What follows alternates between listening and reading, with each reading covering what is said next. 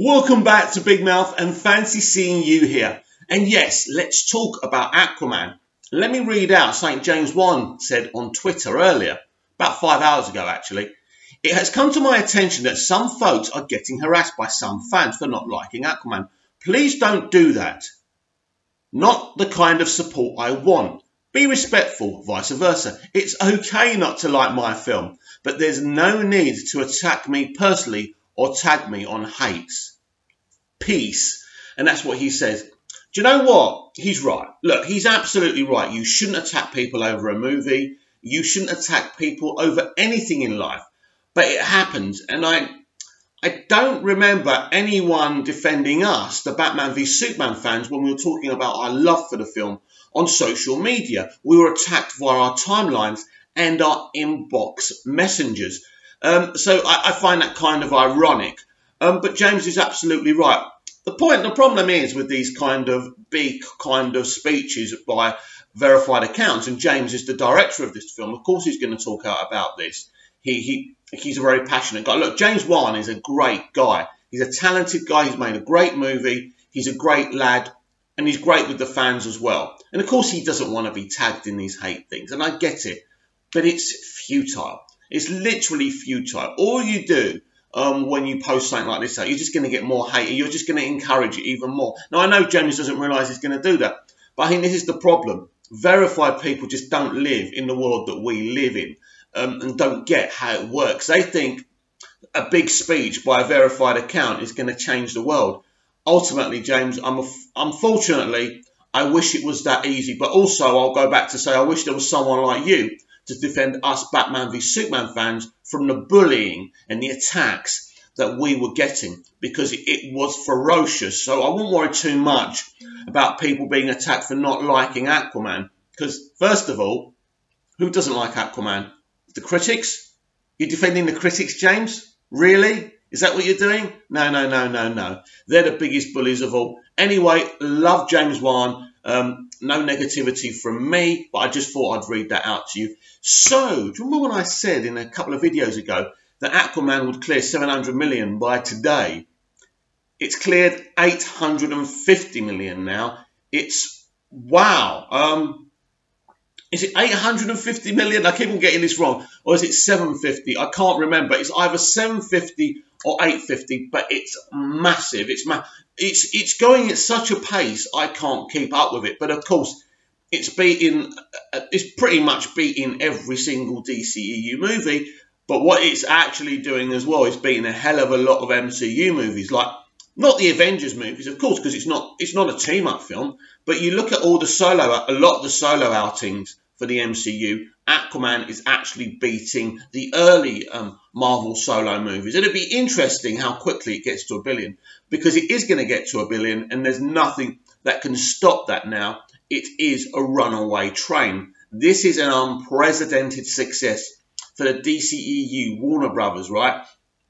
I don't know what they thought in their projections. Maybe they thought this was going to happen. They predicted about an opening weekend of 60, right? And I think it pretty much was right. The opening weekend in the States was about 60. But basically, this is what proves a kind of irrelevance to the American box office. I'm not saying it's irrelevant in the box office for America doesn't count. What I'm saying is it's more important what happens globally than what happens in America. And I think what we're seeing now, the big opening in China is very important, because Warner Brothers have got a lot of Asian communications throughout their company. Walter Hamada is of Asian origin. James Wan is of Asian origin. And you're going to get a lot more Asian filmmakers involved with the DCEU and other Warner Brothers properties. It makes sense, because China is one of the, if not, I think China's probably the biggest market. Now, China bans a lot of American Hollywood films.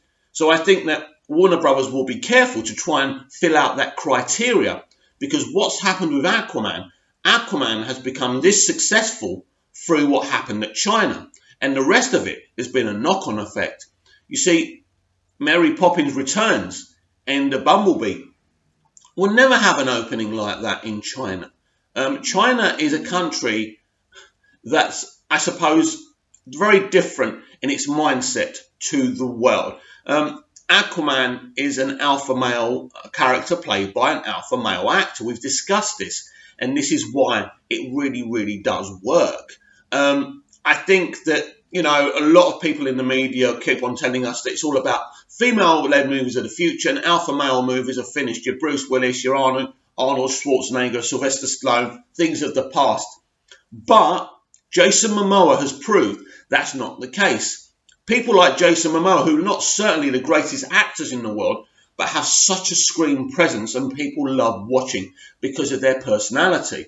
And they put their personalities into this film. It's like people like The Rock. And The Rock's, of course, going to be involved with the DCEU. He's going to be playing Black Adam, and I'm very, very excited about that. And so is he, because he keeps on talking about it. I think it would be ridiculous, right, if Black Adam isn't in a post-credit scene for Shazam, right? It has to happen. I want to see him in a post-credit scene in Shazam. It would be awesome, wouldn't it? But let's backtrack to Aquaman. And this is why Aquaman's been so successful, is because of its international tune. You see, the American media are so tunnel vision on the American box office. They think it's all that matters.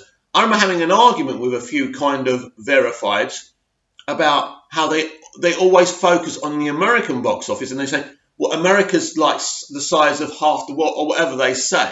Yeah, but that size of that country doesn't all go and watch movies anyway, and to ignore what's going on in the rest of the world. So with Aquaman, they're not really ignoring the global so much. I suppose they're realizing that the American movie market is shrinking, and it is. But the global movie market, and Aquaman's proving this, is getting larger all the time. So that's very humbling for the American movie media, because they've always thought the American box office is the be-all and end-all. But it proves that it's not, because if it was so important, Warner Brothers would be releasing Aquaman and their other films first in the US. And Warner Brothers are not the first ones to do this. Many, many studios now are actually releasing first in Europe or first globally before it hits America. When I was a kid, you had to wait about 3 or 4 months to see a film in the UK. It would be released in America first, and then the rest of the countries around the world. It's not happening anymore. This, of course, is upsetting the American moviegoer, but for the rest of us, it's fantastic. But the reason for that is, no matter what they talk about of the box office making so much money this year, the truth of the matter is the American movie market has shrunk, and it's shrinking all the time. And that's because, excuse me, tell you what, one day I'm going to do a video without coughing, right? Every morning, right? Every morning. I'm not doing this video again. Anyway, right, yeah. The American movie market is shrinking because of the lack of quality. It's just 3 or 4 or 5 blockbusters a year that make the big money. But when you look at the smaller films are doing nothing. Where are the smaller films? Are they even there? And here lies the problem. So it's the movie goer around the world is getting larger, enjoying these superhero flicks, enjoying these Star Wars flicks, not Solo or The Last Jedi, but you get my meaning, right? So, but in America, things are changing. So it's very interesting what's happening, and this is why the American movie media are quite frustrated on the quiet, but they actually have to talk a lot more about global box office. But when I read you that article last week about the Hollywood Reporter saying what a great year it's been domestically, what they really were saying is what a great year it's been domestically for Disney. Well, Disney are not the entire part of the film industry. So who cares what Disney make? I don't. Do I get a profit from it? No. The point is the industry as a whole is suffering, especially in America.